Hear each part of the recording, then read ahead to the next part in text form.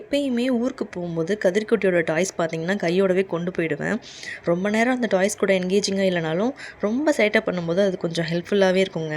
என்னதான் டாய்ஸ் கொடுத்தாலும் அவன் கடைசியாக வந்து கிச்சன் ப்ராடக்ட்ஸ் இருந்தால் தான் சாட்டிஸ்ஃபை ஆவான். ஸோ தட்டு கொடுத்தாச்சுங்க, அதை வச்சு தட்டிக்கிட்டே கிடந்தார் சார். கதிர்குட்டிக்கு கொஞ்சம் கோல்ட் ஆகிடுச்சுங்க. ஸோ அதுக்காக இங்கே மாமியார் வீட்டுக்கு வந்திருந்தேன் இல்லையா, ஆடாத்தோட இலை வந்து இங்கே நிறையா இருக்கும். ஸோ அவனுக்கு எப்போவுமே இங்கே அடுப்பில் தான் நாங்கள் சுடு தண்ணி போட்டு குளிக்க வைப்போம். அதில் இந்த ஆடாத்தோட இலையுமே போட்டு நல்லா கொதிக்க வச்சு குளிக்க வைக்கும்போது கொஞ்சம் ரிலீஃபாக இருக்கும் அவனுக்கு. நேற்று சண்டே இல்லையா, அதனால வீட்டில் சமையல்லாம் கொஞ்சம் தடபுடலாக இருந்தது.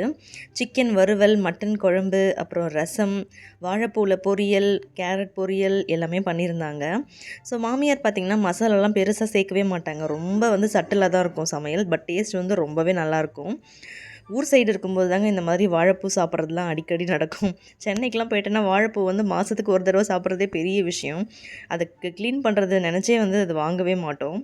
ஸோ லன்ச் எல்லாமே நல்லா ஃபுல்லாக சாப்பிட்டு முடிச்சுட்டு கதிர்குட்டி பார்த்திங்கன்னா ஏற்கனவே சாருக்கு கோல்டு, இதில் வேறு தர்பூசணி சாப்பிடணும்னு சொல்லிட்டு ஒரே அடங்க. குட்டி பையன் பார்த்திங்கன்னா ஊரில் ஜாலியாக என்ஜாய் பண்ணிவிட்டு நாங்கள் சென்னைக்கு கிளம்பிட்டோங்க. எப்பயுமே வந்து மேல்மருவத்தூர் கிட்டே இருக்கிற காஃபி ஸ்டாப் 99 கண்டிப்பாக ஒரு ஹால்ட் இருக்கும். நான் இது வரைக்கும் மோமோஸ் சாப்பிட்டதே கிடையாதுங்க. ஃபர்ஸ்ட் டைம் வந்து பன்னீர் மோமோஸ் ட்ரை பண்ணியிருந்தேன்.